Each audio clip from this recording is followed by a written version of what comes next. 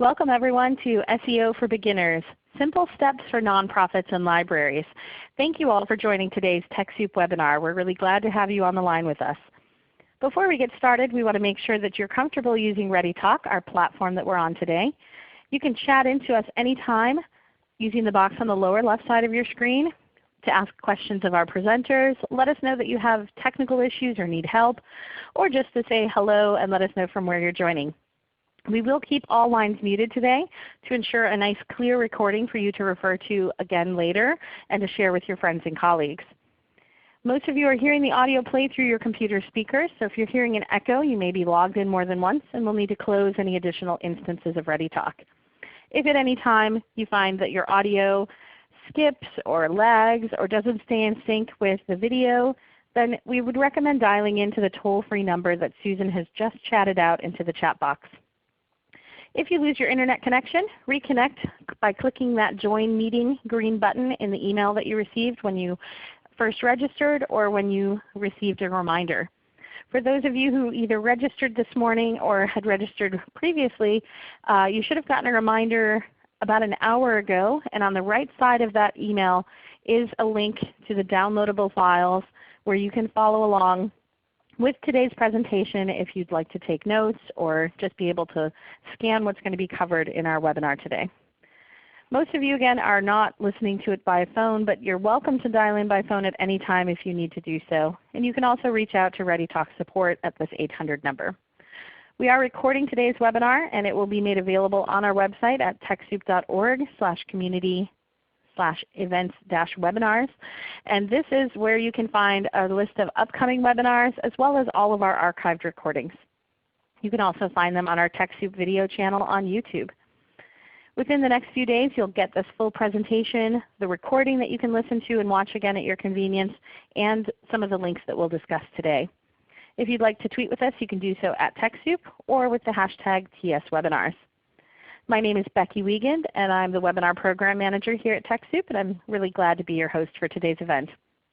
We are joined by George Weiner, the founder and CEO of Whole Whale and powerpoetry.org. Prior to Whole Whale, George was the CTO of DoSomething.org, where under his leadership the organization became an innovator in social media, mobile technology, and social cause. During his 7 years at DoSomething.org, he oversaw the complete overhaul of their website twice, where they won a Webby Award and were nominated. He's helped to build a community of over 1.5 million young people who are taking action for social change. He founded Whole Whale in 2010 with the goal of helping more nonprofits benefit from digital strategies that he used at DoSomething. Since then, he's been working with nonprofits to increase cause awareness, multiply their meaningful online engagement, and train teams to implement strategic use of data and technology. And he has spoken at many conferences and workshops worldwide, including on a webinar with us last year on using Google Analytics. And you'll see on the back end also assisting with the chat Julie Leary, who was on a webinar with us not too long ago on Google AdWords. So if you're interested in specifically Google AdWords, I'd recommend going to that archive section of our site and looking for that event. You'll also see Susan Hope Bard, TechSoup's Education and Training Manager, who will be on hand to help answer your questions and help you with any technical issues. Looking at our objectives for today, we hope that you will come away with an understanding of the basic principles of search engine optimization, or SEO. We hope that you will learn some best practices for keyword research and use, so learning how to find out what keywords people are actually searching that are related to your organization's mission or topic or theme, and to help you learn how to use them better so that you are attracting people with your keywords. We hope that you'll come away with the basics on link building to increase your site's traffic, and that you'll gain some insight on what actually matters in your on-page versus off-page content for your SEO.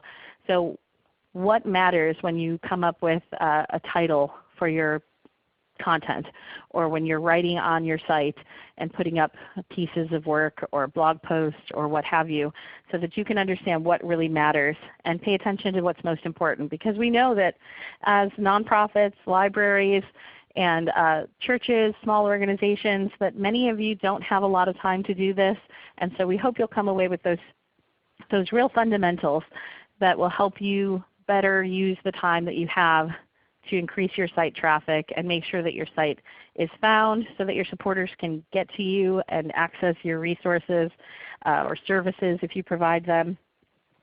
Before we get started with this content, I'm going to go ahead and just do a quick overview of TechSoup for those of you who may not be familiar with us. We are everywhere on the map that's blue in this picture, which is almost everywhere in the world. And we are providing a dynamic bridge that connects civil society organizations and social change agents around the world with the resources that they need to implement solutions for an equitable planet. We are a nonprofit, and we've been around since 1987. Headquartered in San Francisco, and so I would love it if you, our participants, could chat in to let us know from where you're joining us today. Where are you on the map? And we are, TechSoup.org is primarily focused on serving organizations in the United States, but if you are joining us from any place else in the world, we recommend visiting TechSoup.global and selecting your country from the drop-down to see where you have either an in-country or regional donor partner who can provide you with technology resources where you are. And I see some folks chiming in from DC, Texas, Washington State, New York, Portland, Ontario, Canada, Augusta, Georgia, all over the place, New Hampshire. So thank you to everyone who's chiming in the chat. We know that you can't see one another's chat messages, but if you share any useful or interesting tidbits about your own use and experiences with SEO, we'll happily share those back out with our audience so that everyone can benefit from that information. We have been delivering this connection of resources to donors and product partners and grant makers to the tune of $5.4 billion, and that's with a B. And prior to joining TechSoup, I worked at 3 small nonprofits in Washington, D.C. and Oakland, California, where I was personally a beneficiary of TechSoup's program. So happy to be on staff and to be your host for today. With that, I'd like to go ahead and bring on George Weiner, our presenter and expert today, founder and CEO of Whole Whale, to talk to us about SEO for beginners and give us some of those simple steps for nonprofits and libraries. We're going to start simple. We're going to start with some of the history, but we are going to get more involved and more advanced and give you some opportunities to really expand if you are already doing SEO so you can continue growing in this area. Thanks for joining us on the program today. We're glad to have you, George. Oh, we're big fans of TechSoup, and that is a lot of in-kind resources to have given away, and we're thrilled to be here on I believe our 3rd webinar with you guys. So love jumping into this topic and that we have got a bunch of people interested. Everything sound good and we're ready to roll, Becky? You sound great, so let's take it away.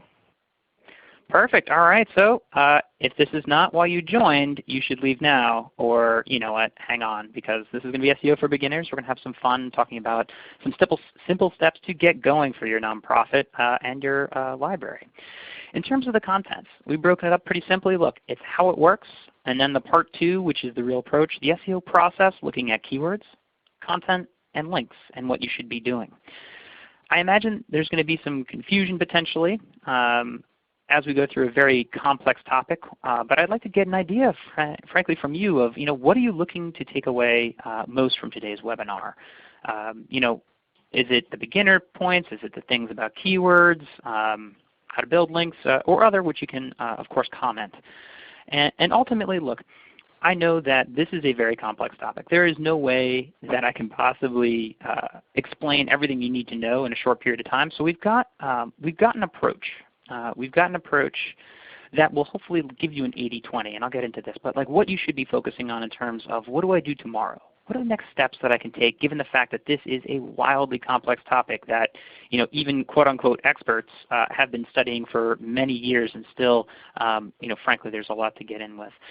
Where to start with SEO seems to be taking the lead. Can wait on a couple more responses, but that's good. That's good because we'll be covering those elements. Some how to build. Great. And if there's something else that folks want to learn that it's not listed here, go ahead and chat that in. We're going to go ahead and wrap it up and show the results in just a second here.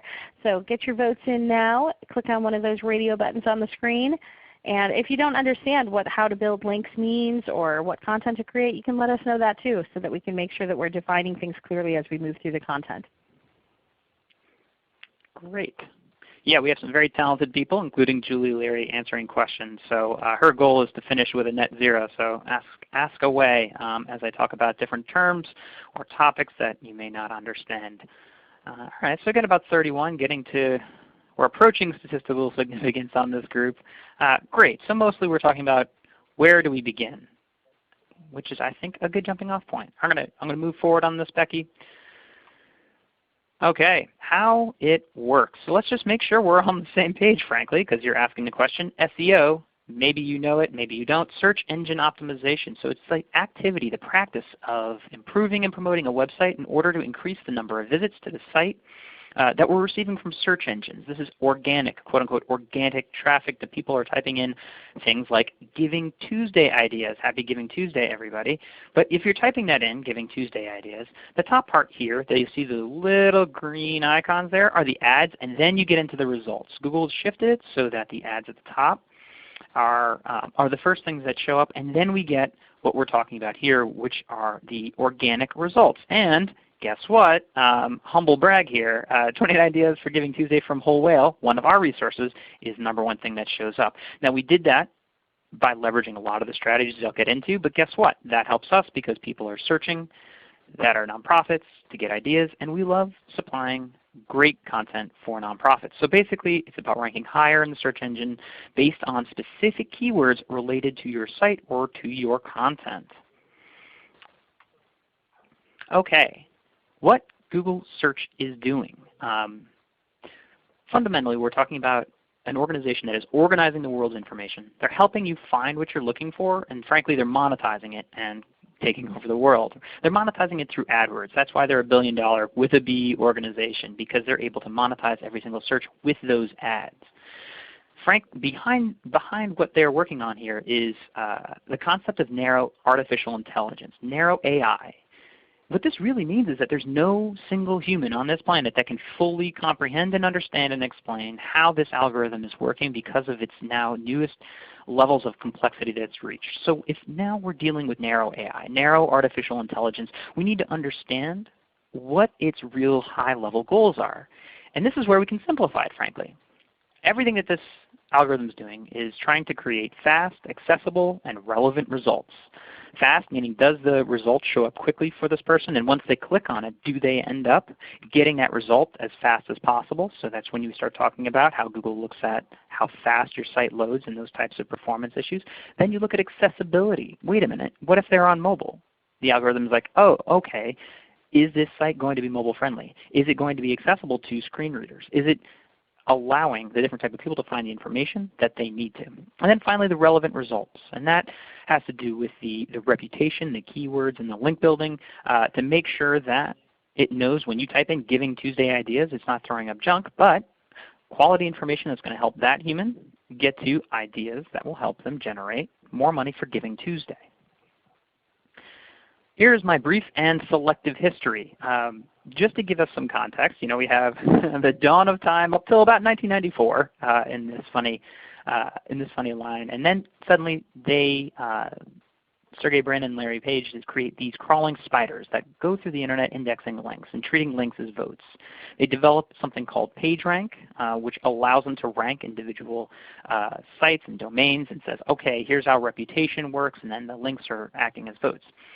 I'm showing you this because ultimately there's this evolution where spammers mess with links or content or something to that effect, and Google then changes something in order to crush it. And so this is a warning basically to say, as smart as you think you might be, whatever you may read out there that is like a time like, hey, if you just do this trick or this tactic, or someone's trying to sell you some junk to beat one of these algorithms to quote unquote rank higher, don't fall for it, frankly, because these things become outdated. So even if they work for a short period of time, you can get in trouble doing it. And just as a quick example, like this, don't mess with Google. If history has taught us anything here, this is an example of a tactic called cloaking that German BMW did, and Google figured it out, where they had one set of content for a search engine and another for a user, and they were blacklisted. Same thing happened with JCPenney a couple years ago. And so again, long story short, they're constantly adapting and evolving to figure it out. So quality content is the key ultimately that you're going to end up with. If you look at this this timeline, though, there's definitely this progression toward this more voice-activated search and intelligence and knowledge graph, which is the automatic search results. But it is absolutely continuing to evolve in this direction and getting smarter. As you look at that, we also end up looking at mobile search. There's about 1 trillion daily searches, 50% on mobile and tablet. However, I don't like looking at the overall average because it's important to look by the actual individual keywords. So these are searches by maternity and new parents, which you see is disproportionately actually mobile and tablet. So just because the average is 50%, your keyword may be disproportionately desktop or mobile. And you can imagine, the parents in the audience being like, if you ever wonder why mobile is, it's because you have a baby in one arm and you need to figure out how to swaddle and figure whatever those search terms out as you're in the moment potentially. PageRank, I mentioned it briefly before, but this is the 0 to 10 scale of how Google on the back end, it's not technically public, but on the back end, ranks different organizations based on its reputation, links, how long it's been around, the quality of content, and a number of other factors that it's helping build up.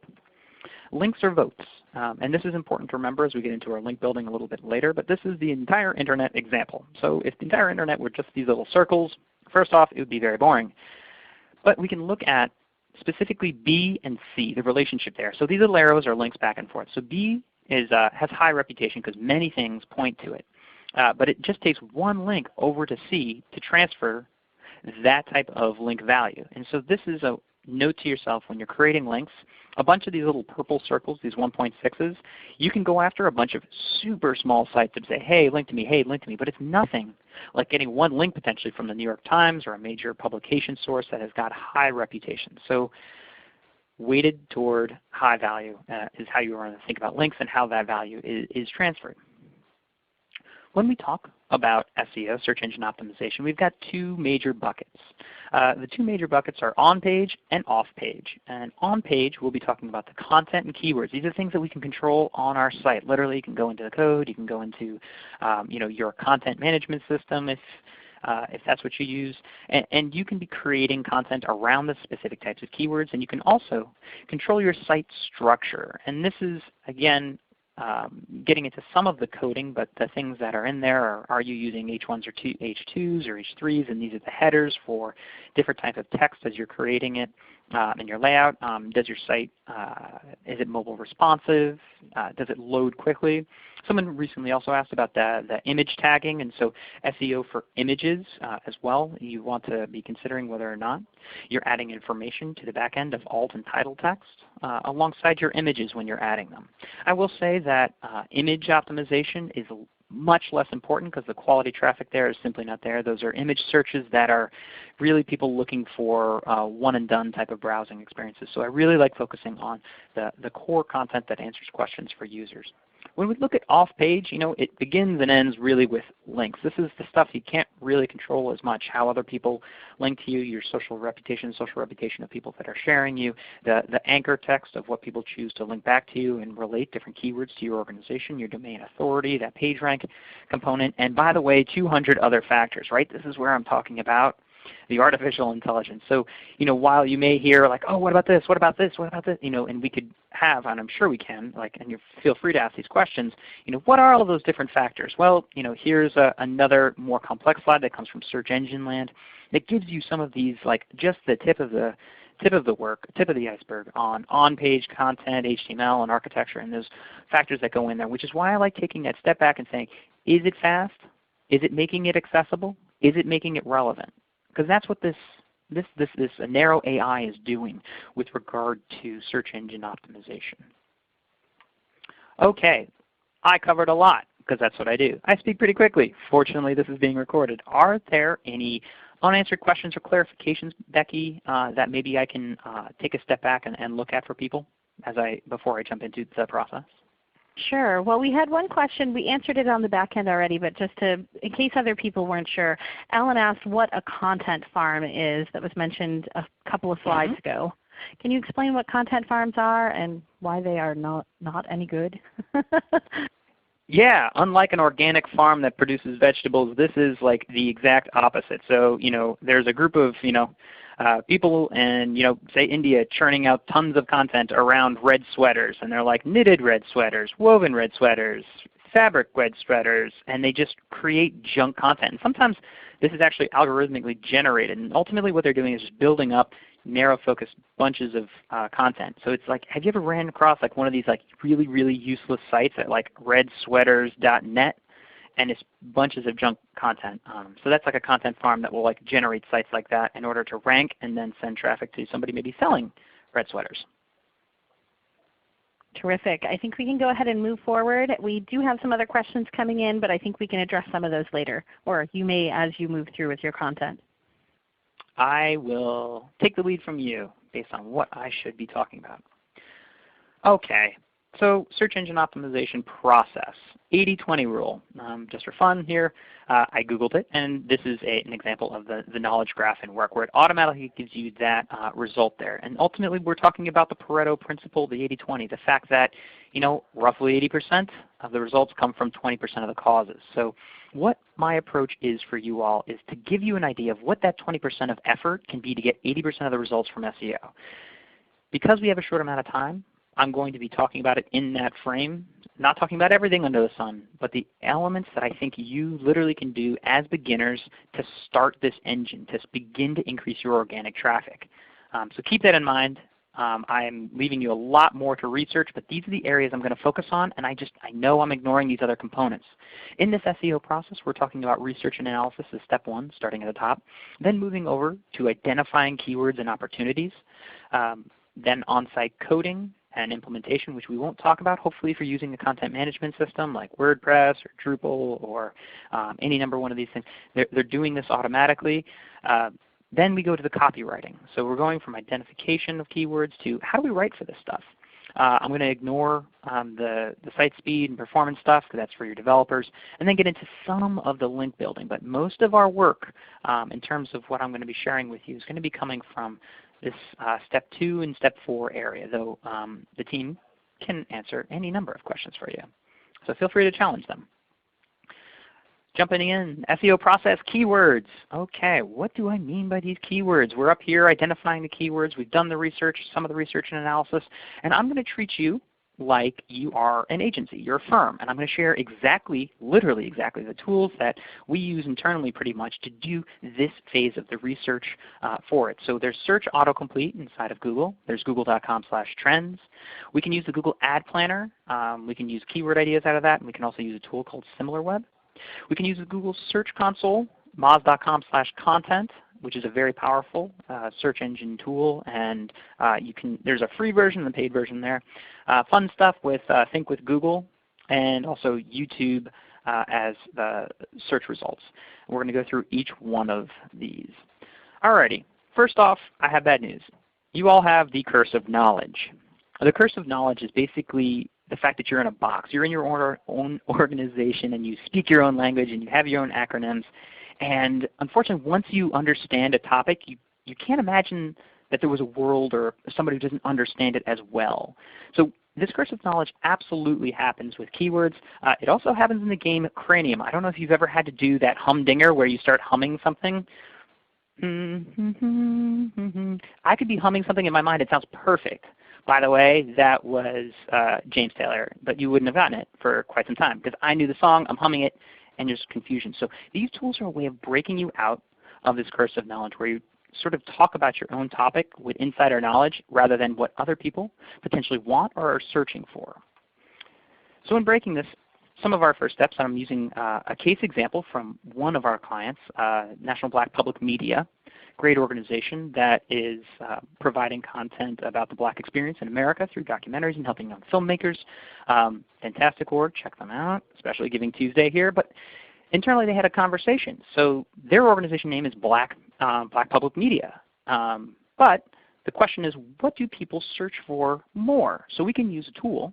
Instead of just our gut, we can use a tool called google.com/trends, which gives us search volume over time comparative in the US. So this is the United States past 12 months. And guess what? Though they may be more biased toward black media as a keyword, they should actually potentially be using black film when they're writing main areas of content, potentially building information architecture, like their, IA information architecture is their menu, right? So how they're organizing things, because there's a higher volume, almost 2 to 1 in this case. And you can compare several different keywords against each other to get that search volume and understand more about the topic.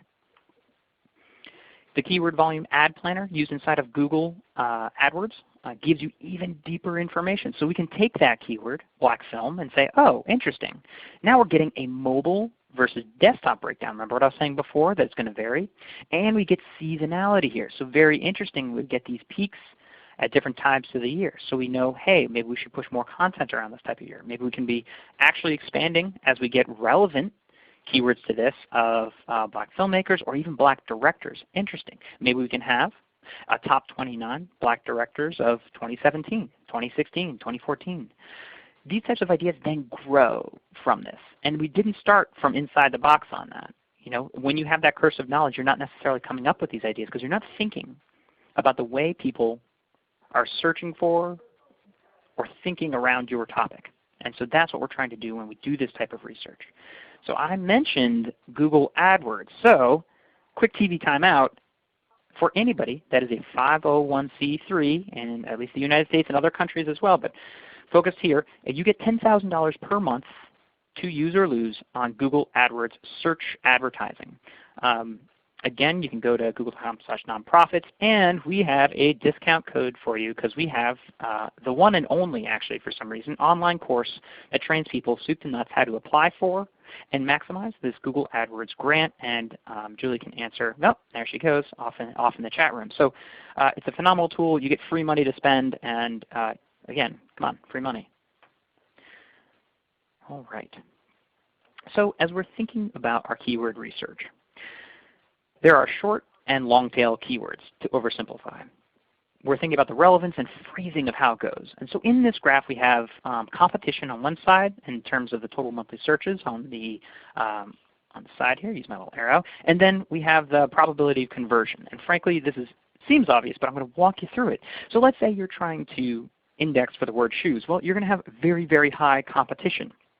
But it's also low probability of conversion because somebody who's typing in shoes as a keyword, you know, God, they could be selling shoes, they could be buying shoes, they could be throwing away shoes. Who knows what they're doing? But as soon as you get to red Nike men's running shoes in Schenectady, New York, maybe, you know, we end up over here in this long tail. And somebody who searches for that is much more likely to convert. When I say the word convert, that means they're going to do some desired action on your site, such as sign up for a newsletter, donate, register for a program, fill in the blank for what you're doing, your sale, your point of sale moment.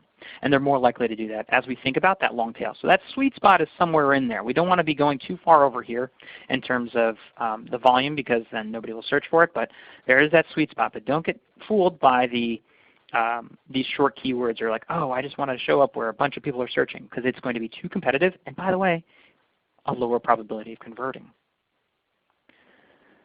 So the autocomplete for long tail keywords. This is using this amazing artificial intelligent robot that tracks everything going on. Did you ever notice when you start to type, it begins to try to like finish your sentence? And it's doing that based on a volume of searches. And if you're in an incognito window, you're not logged into Google, it's going to give you the overall volume of people that do that. So if I start typing in black film, it says, oh, people then usually refine to black film directors or black films in 2016. So interesting. Maybe there's an opportunity for 2017 or Black Film Festival. We can think about the content that people then refine their search, and then what kind of content would you write around that? That's the next question that we'll be moving to. So autocomplete ideas continue. We can do this with Black Movie and see what people start to autocomplete. It's giving away the information for you. It's getting you to break out of that curse of knowledge using the most powerful algorithm that is yet to be created that gives you human intention. So it's sitting right there, information for free to understand how people are thinking about your content and refining their search as they move through it. YouTube.com, also a search engine. It's the #2 search engine next to Google Search. I know, it's crazy. They own quite a bit. And it does the same thing. So I can type in black film and suddenly get, oh, interesting. These are people now looking for movies or black films on YouTube to watch, and this can potentially give you other ideas on how to refine your content, or if you're building out potentially your YouTube or your video strategy. Keyword research continued. So Google, Hummingbird, don't ask me why they all name these silly things, but we're moving into phrasing that people are now going to be speaking their search results. So think about the way you type versus how you'd say, for example, what are the best black films? And as you see Google Home roll out, there's going to be a significant amount of searches that then happen via this voice-activated search. The long tails, and understand why people drill down. If you search, sometimes you also get searches related to, in this case we're using the black movie list, how people are then refining it. And this is the automatic list that Google gives in search results as you scroll down. So you're looking for these hints as to how does this algorithm seem to want to direct me, or direct general people that have made this search in the past, and then how do I show up in that flow of traffic? Google Search Console. This is something that you need to set up and configure for your organization. I know I'll also cover this a bit later as well, but this will give you information based on how people are typing in keywords to your organization and how people are already ending up on your site through these queries. So this is an example taken from powerpoetry.org, the largest teen poetry platform for young people in the US, and showing me generally how many clicks come from, for example, teens writing how to write poetry, how to write slam poetry, or how to write an ode, or spoken word poetry as a query, then they end up on the site. So again, Google Search Console is something that you have to set up and configure. Competition. We can also learn from the competition. We can put in our own site to this or a competitor's site. So I've used Power Poetry as the example. I tossed that in. This tool is called ispionage.com, and even the free version gives us some general idea on the SEO traffic and value, as well as the relevant organizations and top competitors. So you can find your competitors. If you're like, I don't have competitors, sure, maybe you have frenemies, but frankly it'll give you this information that we can use. So, oh, interesting, Poem Hunter over here. I can go and look up how they're doing in terms of SEO traffic, but also their keywords and what kind of things are driving to them, to see how competitors in my space are also driving in traffic and how I might be able to borrow, like an artist, from them. Okay, so let's take a pause for any questions before I move into our SEO process content. How are we doing?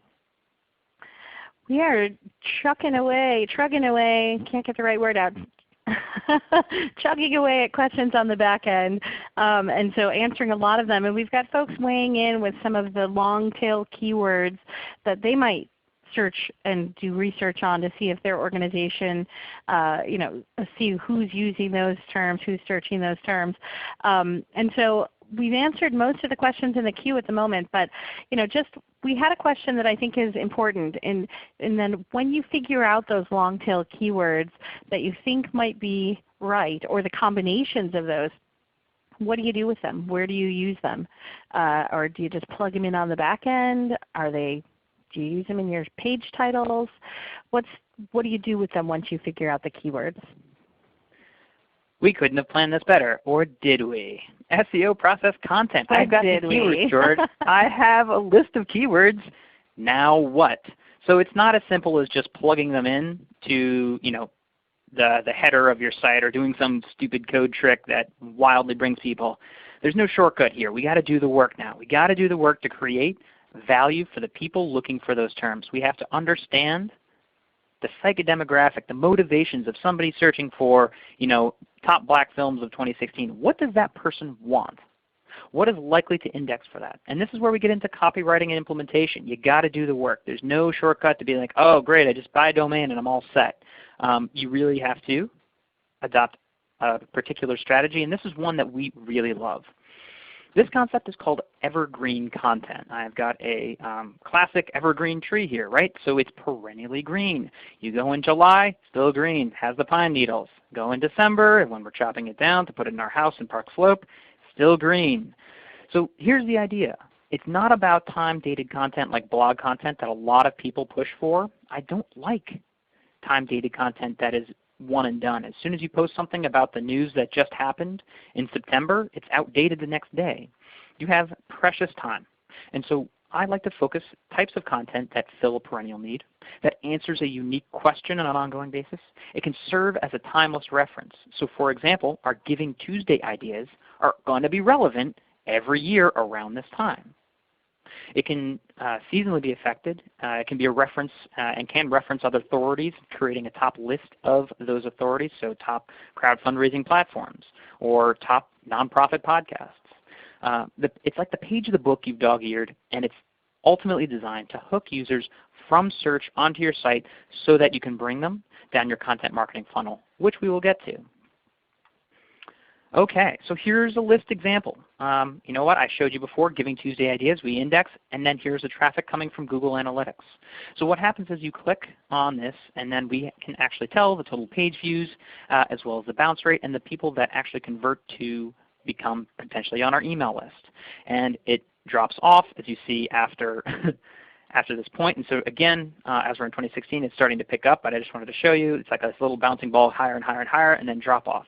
So every year we can expect this out of this particular type of content because we've indexed for Giving Tuesday ideas. Now, what we didn't do, so you can see Giving Ideas for 2016, and here's my little secret that I'm giving away to you, is this is the same piece of content it was for 2015, except I went in there, I spruced it up, and I changed 2015 to 2016 and changed the title. Had I created back in 2015 or 2014 just the 29 ideas for Giving Tuesday and left that, and I was like, oh, I need to create a new blog post for that, I wouldn't be building up the SEO value over time. It's like I chopped down the evergreen tree and started from a stupid little seed again, instead of dominating the search by updating and creating the anchored piece of content. So this is an important topic because we get a lot of this, oh yeah, I have a blog, I'm doing it. You have to structure it in this way that you're upgrading it, updating it, and treating it as this ongoing resource that you build over time to make it the best possible answer to the question of, in this case, Giving Tuesday ideas. What is that person looking for? They need specific ways to raise more money, and this is the best resource so far according to Google. Okay. The content funnel, as we think about it, has these three phases. We're trying to, in terms of content marketing, which is creating content around keywords to capture people, we want to drive up organic traffic to our site so that we get more referrals and social shares, so we reach a new audience. Then we want to engage those people on the site. We want to create the content to help them learn about the programs that are related to your organization and then hopefully convert them, right? We want to design pages or calls to action that get people to actually take that next step, whatever it may be, driving toward the outcomes of your organization. So capture, engage, convert. This is how it looks for powerpoetry.org. When you search for, and I showed you this before, how to write slam poetry. So a team just got this assignment from a teacher. They type it in because they're like, you know what, I want to do this. I heard slam poetry is super cool. And boom, it's actually the first result here. And we get how to write slam poetry from Power Poetry. You click and you go to the site. Same thing with how to write an ode poem, how to write ode poems. You get, these guys are beating us, but not for long because I'm going to take them down. 6 tips for writing ode poetry. So you click and you end up going to the site. You're looking for information, and boom, this is what you get, 6 tips for writing ode poetry. We now need to convert this person because otherwise they're going to look at our content and then walk away, unfortunately. So the site is very specifically designed for calls to action, pop-ups, and we also A/B test things. So here are some of the calls to action. You land on this page. Up at the very top, we have add your poem or log in or register. We also have these share buttons, which is a quasi call to action, but not as strong as when you get to the bottom of the page. Hey, create a poem about this topic. Literally click this button. And then we have a triggered pop-up when you get to the bottom of the page and make an action that you're about to leave, saying, hey, join over 230,000 poets. Add in your information, become a user, click here to join. So it's a very heavy call to action. And you may think to yourself, that's really annoying. You don't have to do this on every single page. But if I'm giving away free information, free content that I worked hard to do, it is not annoying to ask for them to join or take that next step on your site. Getting that permission to talk to them after the fact is that next action. Otherwise, you really aren't doing enough with your content. You're simply going to be driving high amounts of organic traffic for no particular reason because it's not driving toward that goal. Okay, important point. But this is how Power Poetry, not even 340,000 poets as a result of this type of work where we were able to grow organic traffic over time. So this is from 2012 2016, showing you all the sessions that came from different sources of traffic. These are basically your 4 main sources of traffic. There's other pies that break down beyond that, but we're looking at organic search as almost 50% of where all of this activity has come from. And it's grown bit by bit by bit by bit over time. Certainly fluctuates seasonally, but it's growing over time to become a significant source of traffic. And so this is a great place to start for your organization as you're saying, like, look, I want to build an empire, or at least I want to build a strong amount of traffic coming to my website because I understand that this traffic relates to the goals of my organization. And so you can do that over time with organic search. The paid search, this traffic has come from the Google AdWords grant, which is also very potent, but over time you realize, oh my gosh, if I do this right, I can really build. In this case, they've had over 3 million. So that's just come from organic search. And Power Poetry has been a client of Whole Whale's since the very beginning, and we've been able to work with their team and implement it. It also helps that I'm the co-founder of it and sort of cheat and work my butt off to get this done. But we do that for everybody. Next up, I'm talking about the funnel to goal conversion, and this is what it looks like. So this is Whole Whale's funnel. You're welcome to copy it. We go from aware, interested, engaged, and then they're a poet. And so on the aware side, this is the top of the funnel where we're creating content if you're the client, so things like how to write an ode poem. We then get them to become interested and engaged. So we're getting there, potentially we're getting them to sign up for an email or become a user. And you can define this for your organization and track it in Google Analytics, ultimately making sure that they're maybe becoming a donor, or you're creating giving moments if they are becoming donors once you have the permission to talk with them over time.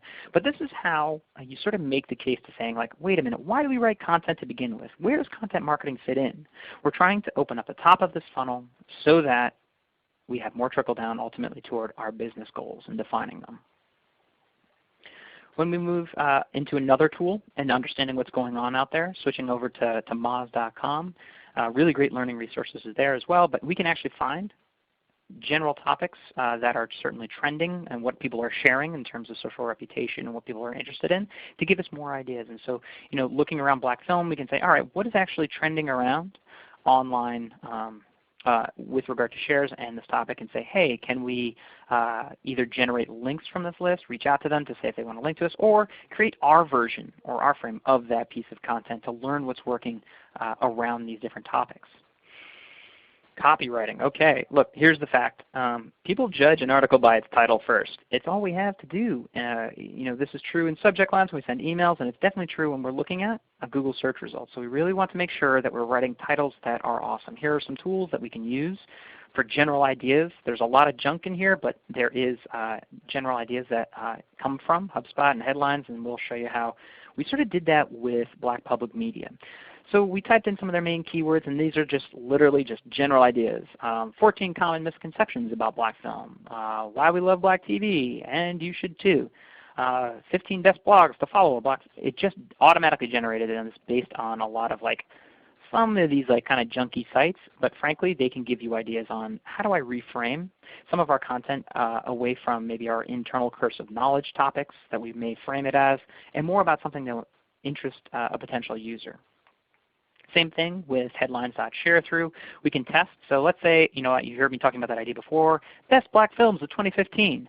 In this, it's looking at about 300 factors to give us an engagement and impression score, saying all right, how'd you do average versus below average? But it's suggesting that maybe we could do a better job with our ideation around our title. So here's a little change. Why the 11 best black films of 2015 didn't get the credit they deserve. And suddenly we have a much higher level of engagement as well as impression. It's based on their internal algorithm, but you can realize that yeah, I would be more curious about this topic than the other. And frankly, it's still a list of 11 best black films of 2015, just phrased in a different way. And it's amazing the difference that can have. And if you don't believe that, you can look at an organization or a news company called Upworthy. Their Upworthy's editorial process that they talked about, how important it is to write 25 different headlines just to ideate.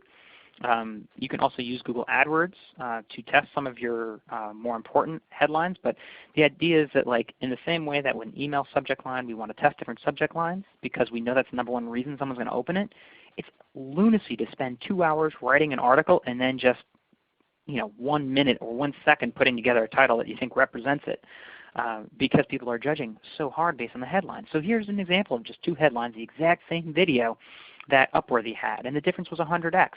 And it was literally, remember Planet of the Apes? It's closer to reality than you think, as one title, and the other was 2 monkeys were paid unequally, see what happens next, and it was a 100x difference. I'm not promising that you're going to get a 100x difference on all of these things, but you get it. You get the fact that people are judging content by its title. It's incredibly important to really spend the time on that title. Look, I understand that I just showed you Upworthy and like these junk websites, and you may be thinking to yourself, we are academically minded. We care about this cause. We're not going to sell out. I don't want you to sell out. What I'm trying to get you to think about is the spectrum here and move a little bit from purple to red, to move a little bit from communism to liberal, whatever it may be, shifting just slightly, taking the ideas from some of these spammy websites and news sites because they get traffic. And I know that if your organization's got traffic, you could do great things with them. You could help them connect with the causes they care about and move the mission forward. So this is my acknowledgement that I'm aware that I just showed you Upworthy and some junky listicle junk that you're saying, our content doesn't fit this. I'm saying try it a little bit, see if it works, and let the data help you decide it. But I always like that disclaimer. Another disclaimer is around creating some of this content, I want you to be Mary Poppins, that spoonful of sugar to help the medicine go down, right? A little bit of a listicle, right? That little like, oh, that seems a little poppy and superficial to write about our topic. It does help you get those conversions, but don't drift toward Idiocracy, a really great documentary, future documentary about what happens when we serve too much junky content. Put that on your list for later. Okay. We are moving toward polls. How are we doing? I believe that increasing organic traffic through SEO will help my organization. Let's see if we can get some thoughts here. How have I done on swaying you? Yeah, go ahead and click on those radio buttons, or if you have something else to say, feel free to chat it in the chat box to us. We imagine that many organizations would really benefit from improving their SEO and increasing that organic traffic. Some of you may not have much of a web presence yet, so it may be a mixed bag, or maybe only help a little bit until you get yourself more established with a website. We have quite a few organizations that just use Facebook or have more of a brochure site where it's just a single page that doesn't have much on it. So those types of websites would really benefit from increasing their content before increasing SEO work, most likely. So I'm going to go ahead and skip to the results so everyone can see, but feel free to keep on voting if you haven't done so yet. And it looks like the great majority of people are a lot. All righty. You guys are in the right room. You're in the right room. Fantastic. I'm so excited to see this. I understand that it is a new and somewhat confusing field, but it seems like you understand that there's value here, which is good news. Alrighty, I'm going to move into SEO process and link building. And in terms of our process, you notice I've skipped over to here, the marketing and link building process that you hear so much about. When we're looking at link building, it is in fact another process where we have discovery, outreach, and execution.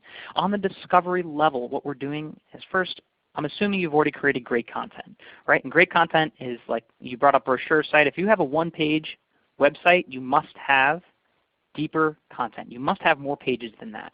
You must have like an entire resource section or a tips section, something like that, because we're not talking about generating a bunch of links to your homepage and hoping more people go to your homepage. This is about creating those think about power poetry, that how do I write an ode poem to capture that young person who just got a teacher assignment so that they become a poet of your site. Translate for your organization. So we need to choose this content, make sure that's been written well, targeted for different keywords, and then we know the keywords that we optimized it for. So once we have that, we then choose our target. What are the blogs out there? What are the communities online that are potentially interested in this? And you can find those communities on LinkedIn and a number of other places in forums saying, hey, I just written this. Feel free to link to it and share it because I wrote it for you all. We can look at competition. Remember I talked before about the about espionage, and also SimilarWeb is basically the same thing, relatively speaking, as espionage, where we type in a website and we get what our competitors are doing, and then maybe we can reach out to that list saying, hey, would you mind linking to it? We can look for online resource lists. So one of the things that Whole Whale actually has is if you Google nonprofit podcast list or nonprofit podcasts, Whole Whale actually has this long list, and it's great. Nonprofit podcasts or focused podcasts reach out to us and say, hey, can we get on that list? Can you link to us? And so you can either create that resource or ask other people that maintain those lists to link to you, and we're more than happy to do that. You can outreach to social influencers that can share this online, because social links are links as well as the chance that other people get and pick it up. And you can also create partnerships. So we are a part of one partnership, which are similar types of organizations that we all create content with this type of strategy but don't overlap too much. And we link back and forth to each other to help us build up this organic link relationship. So you can look in your sector, you can look in your near sector, or you can potentially even look on this list saying, hey, I'd love to join a partnership with anybody out there, as long as we're semi-related and not creating just random links, because it has to be somewhat contextually relevant. You can't have the horse farm linking to the person trying to save grapefruits in Canada. Those aren't real things, but you get what I'm talking about. The next step is outreach, thinking about how we then do that phase for execution. So I'm going to go to our next, what about outreach? So now we're driving into outreach. But it's the good old-fashioned one-on-one. Pick up the phone, drive the email, say, hey, let me build a relationship with you. Talk to them on social, saying, hey, I really respect your content. Like I said before, sometimes we get those questions to us and we reach out. You can also broadcast it out to press release or an email blast to your list, and then social pushes. You can also do pay-to-play, paid search. Now, paying for advertising on Google does not guarantee and does not relate to your SEO ranking. However, there is the sheer fact that the more people that look at your content are more likely to share it and link to it. And by the way, we talked about the Google AdWords grant. That is one of those uses for your Google AdWords grant, driving traffic around this topic. In terms of shareability, I'm talking about shares a lot. This is an important matrix where we can understand how we make people feel when we create our content, and then to share this and add this are just ways to make sure your content is being shared. But where you want to be is high intensity emotions, the things that make people invigorated, confident, challenged, and joyful, and kind of stay away from the, definitely the low left here, where you end up with, hopeless and defeated. Like, that is not getting someone to share, right? If I'm suddenly talking like this to you, I'm like, I don't know if I feel like it. No one is going to share this. You almost just dozed off just now. Also, which can work but is just an asterisk, be careful. You can go with the anger and the fear and the type of content that drive people, us versus them. We certainly saw the impact and effect of that in our current electoral cycle, but it is dangerous to play with that type of motivation, though it is high energy and can potentially work. When you execute, we love building a spreadsheet with your keyword and your content targets to build links, and then track your progress.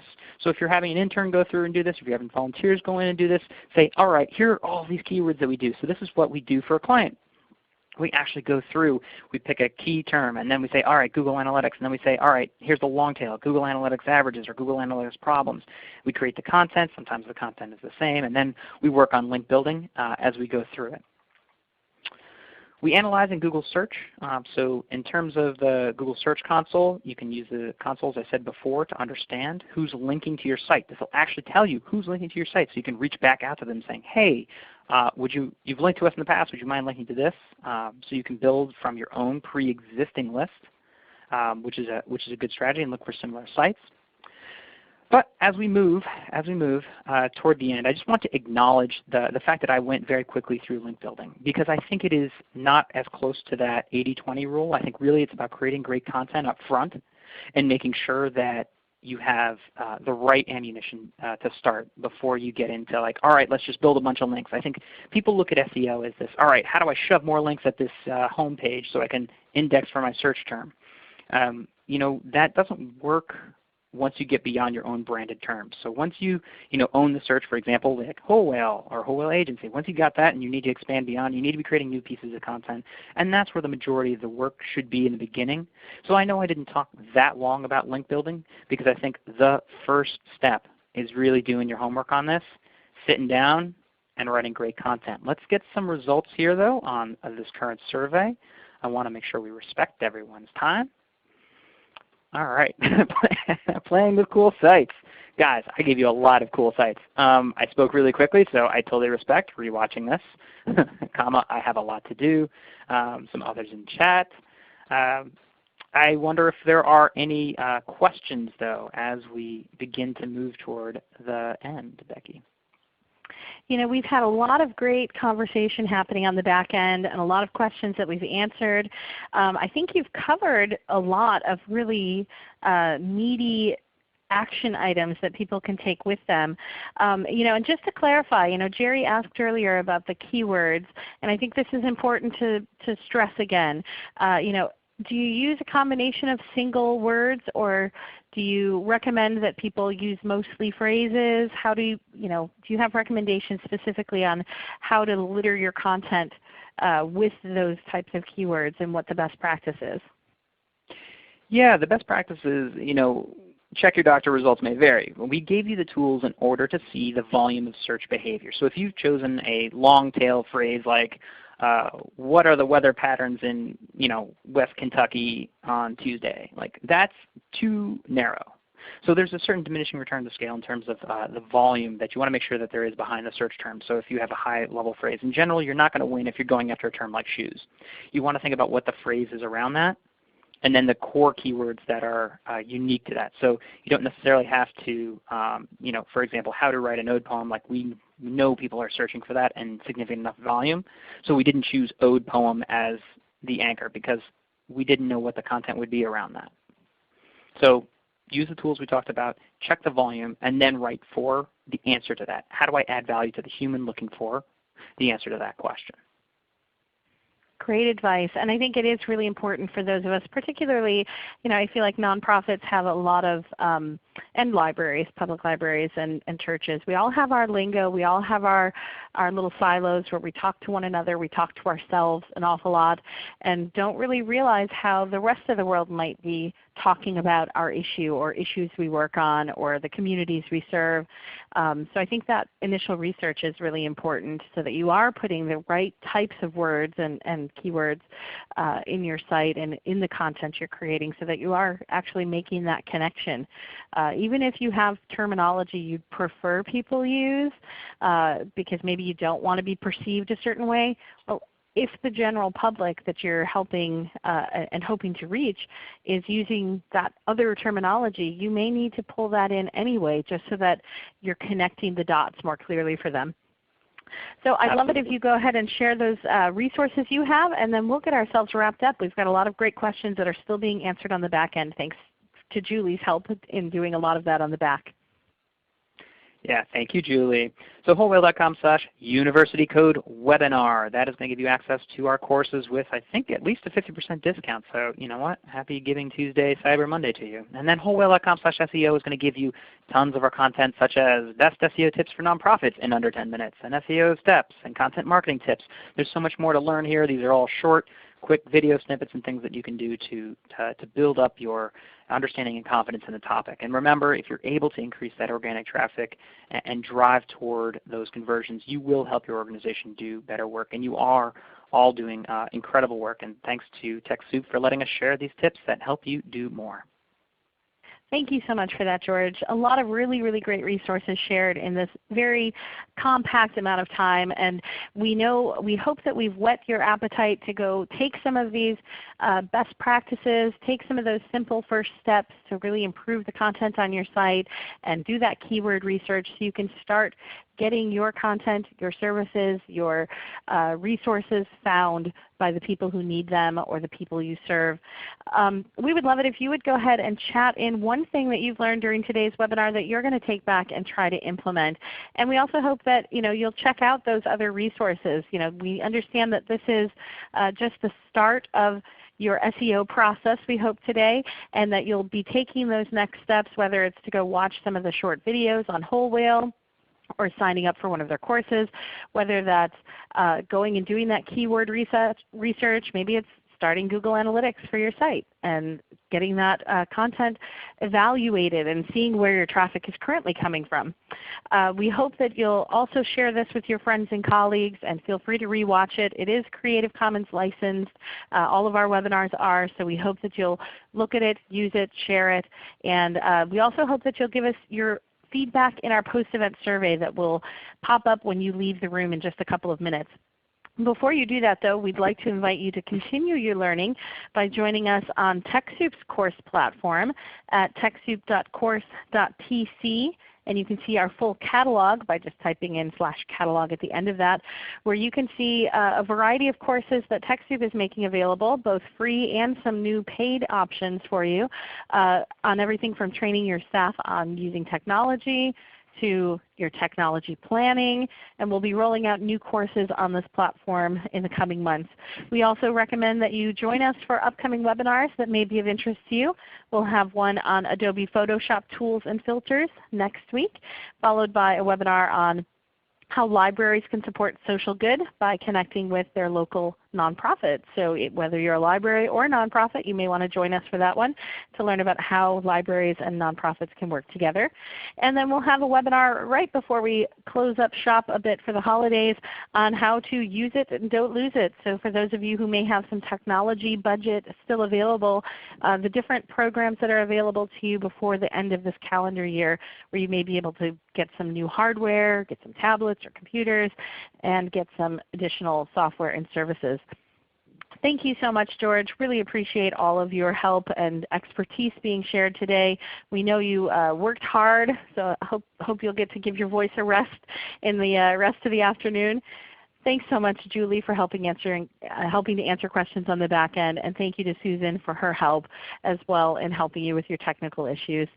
Thanks to ReadyTalk for the use of this platform, which they provide to us so we can present these webinars to you on a regular basis. If you are looking for your own webinar tool, you can learn about their donation program at TechSoup.org/ReadyTalk. Thanks again, and please take a moment to complete that post-event survey that pops up when you close out. Have a terrific afternoon, everyone. Thanks. Bye-bye.